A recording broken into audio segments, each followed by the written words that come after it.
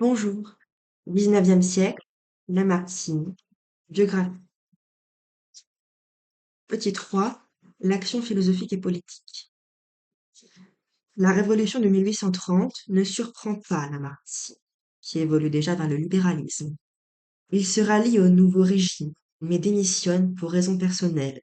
Candidat malheureux à la députation, il affirme ses idées libérales en publiant en 1831 La Réponse à Némésis, une brochure sur la politique rationnelle et l'Ode sur les révolutions. Confère, page 106-110.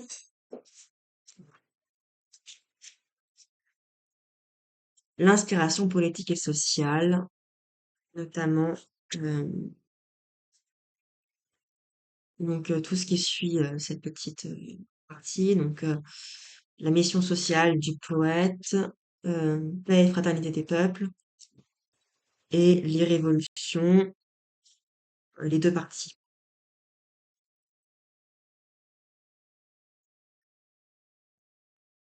Oui, à chaque fois que je dis des vidéos que je publierai plus tard, forcément il n'y aura pas le lien de la vidéo parce que je n'ai pas encore faite.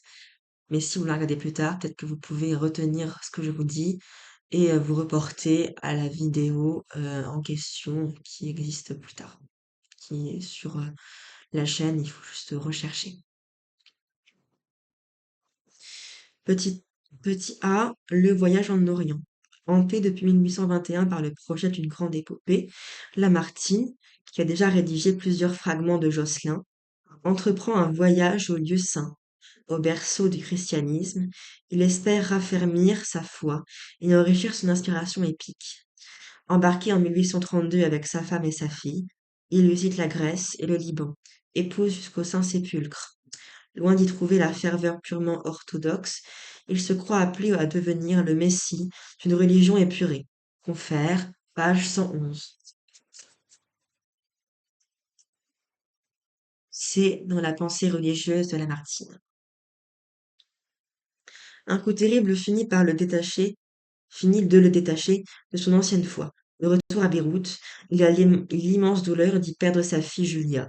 Son désespoir et sa révolte trouveront encore leur écho en 1834 dans un vaste poème, Gethsémani. Petit B, Lamartine député. Il était encore en Orient quand il apprit en 1833 son élection à Bergue Nord. Bientôt élu à Mâcon, il ne cessera d'être député jusqu'en 1851. Il s'acquitte très sérieusement de son mandat, se documente avec précision sur les questions les plus ingrates et devient un des plus grands orateurs politiques de son temps. Confère, page 108 au.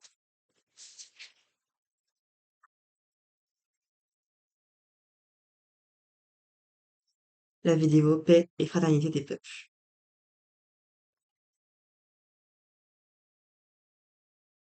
Il refuse de s'attacher à un parti et déclare qu'il siégera au plafond. Mais, homme de progrès, il s'efforce de pénétrer d'esprit évangélique d'action gouvernementale. Il soutient d'abord le ministère, puis passe à une opposition de plus en plus mentale. Excuse-moi. Puis passe à une opposition de plus en plus ardente. Il évolue sans cesse vers la gauche jusqu'à la révolution de 1848. Confère, page 106, l'inspiration politique et sociale.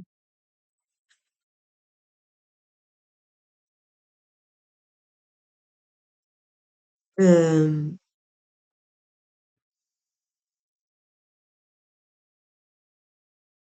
Joignant l'activité littéraire à l'action politique, il s'efforce de réaliser son rêve d'une littérature sociale.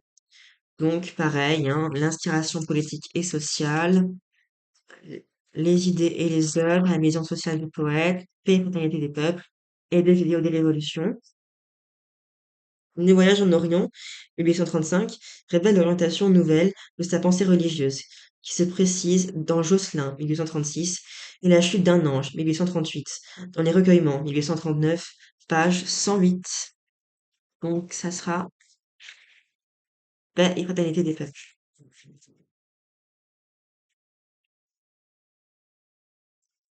Et l'histoire des Girondins, 1847. Petit c, Lamartine au pouvoir. Quand survient la révolution de 1848, Lamartine, devenu un des chefs de l'opposition depuis son discours de 1843, confère page 106.1, l'inspiration politique et sociale, est porté à la tête du gouvernement provisoire et entraîné à proclamer la République. C'est à cette occasion que, pour résister aux délégations venues imposer le drapeau rouge, il prononce un discours célèbre et a fait acclamer le maintien du drapeau tricolore. Élu triomphalement à la Constituante par 10 départements, 1 600 000 voix, il pourrait devenir seul ministre exécutif. Mais, fidèle à ses principes, il propose la création d'une commission exécutive de plusieurs membres. Dès lors, ses propres partisans l'abandonnent. Quelque temps encore, il parvient, par son éloquence, à contenir l'agitation populaire jusqu'aux journées de juin, où l'autorité passe au général Cavaignac, chargé de réduire l'émeute. En décembre 1848, 8 mois après son élection triomphale, sa candidature à la présidence de la République ne recueille que 18 000 voix contre 5,5 millions pour le prince Napoléon. Pratiquement sa carrière politique est terminée. Petit 4, le galérien des lettres. Les 20 dernières années de Lamartine sont attristées par une question d'argent. Il est ruiné, il y a d'énormes dettes dues à sa prodigalité, à sa générosité, à son goût des vastes domaines. Il se trouve ainsi condamné aux travaux forcés littéraires, et sa triste vieillesse n'est adoucie que par les attentions de sa nièce Valentine de Cessia. Il revient d'abord aux souvenirs de sa jeunesse dans les Confidences, 1849, qui contiennent la chaste idylle de Graziella, et dans Raphaël, où il évoque en l'idéalisant sa passion pour Julie Charles. Puis, déçu par la politique, il écrit pour les humbles des romans sociaux, Geneviève, Histoire d'une servante, 1851, et Le tailleur de pierre de Saint-Point, 1851. Désormais, ses œuvres se ressentiront de leur rédaction hâtive et du désir d'atteindre un vaste public. Ce sont des compilations historiques. Histoire de la Restauration, 1851-1853, des Constituants, 1854, de la Turquie, 1854-55, de la Russie, 1855, ou la biographie de l'histoire de l'humanité par les grands hommes, 1852-56. À partir de 56, il adresse chaque mois à ses abonnés le cours familier de la littérature, production inégale, offrant de temps à autre la surprise d'un chef-d'œuvre, comme La vigne et la maison, 1857, page 118. Ce sera la fin de la séquence.